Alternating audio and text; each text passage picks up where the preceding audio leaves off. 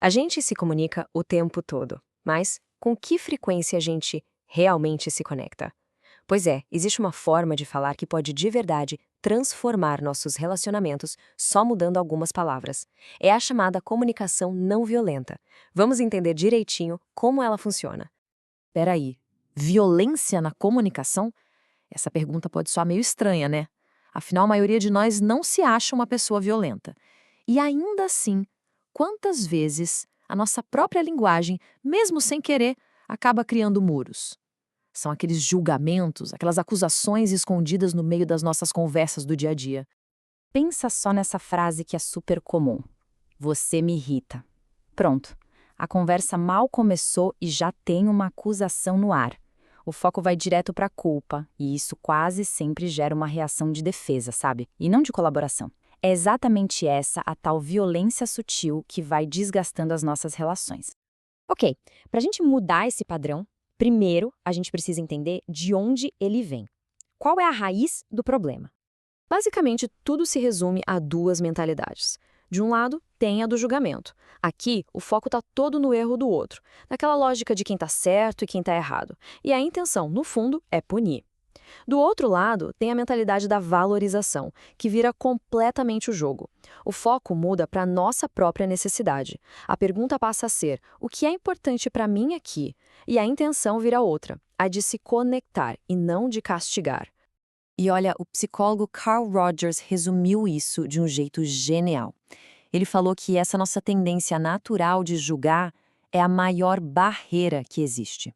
Pensa nisso. Antes mesmo da conversa começar de verdade, a gente já construiu um muro entre nós e a outra pessoa. Então, como é que a gente faz para derrubar esse muro? A boa notícia é que existe uma estrutura bem clara para isso, em 4 passos. A comunicação não violenta, ou CNV, é, no fundo, uma linguagem de compaixão. Ela ensina a gente a reformular o jeito que a gente fala e também o jeito que a gente ouve, tudo com base em 2 pilares: se expressar com honestidade e ouvir os outros com a empatia. O método todo se baseia em 4 componentes. O primeiro é a observação, descrever os fatos, sem botar julgamento no meio. O segundo, os sentimentos, falar como aquela situação nos faz sentir. Terceiro, as necessidades, identificar o que é importante para a gente por trás daquele sentimento. E por último, o pedido, fazer uma solicitação clara para atender aquela necessidade. Simples assim. Como disse o cara que criou a CNV, o Marshall Rosenberg, quando a gente foca nisso, no que foi observado, no que a gente sentiu e do que a gente precisa, uma coisa incrível acontece. A gente sai do modo de ataque e defesa e encontra a nossa própria compaixão.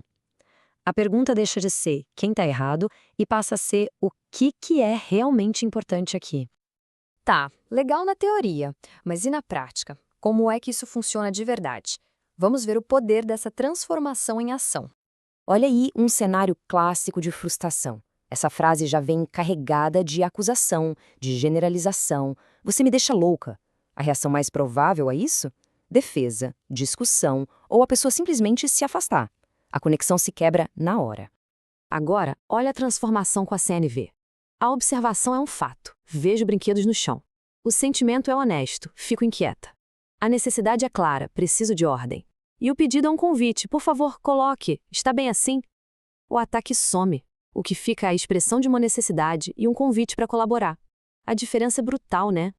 Vamos para outro cenário, agora na escola. Isso aqui é uma demonstração de autoridade pura. Estou confiscando. É uma abordagem que foca na punição e acaba gerando ressentimento, em vez de fazer a pessoa entender o porquê da regra. E agora, com a abordagem da CNV, o foco muda da regra que foi quebrada para a necessidade do professor. Preciso de atenção e foco.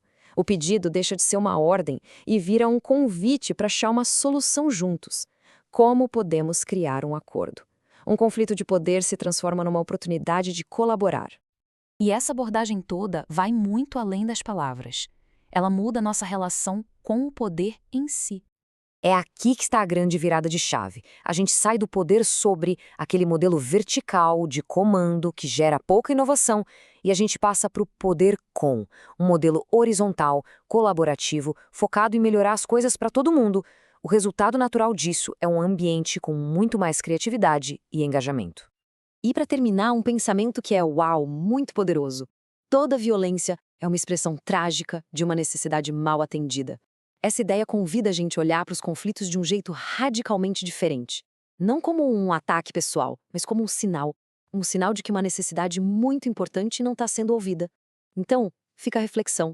Da próxima vez que alguém se comunicar de um jeito difícil, e se a nossa primeira pergunta for: qual necessidade não atendida será que está por trás disso?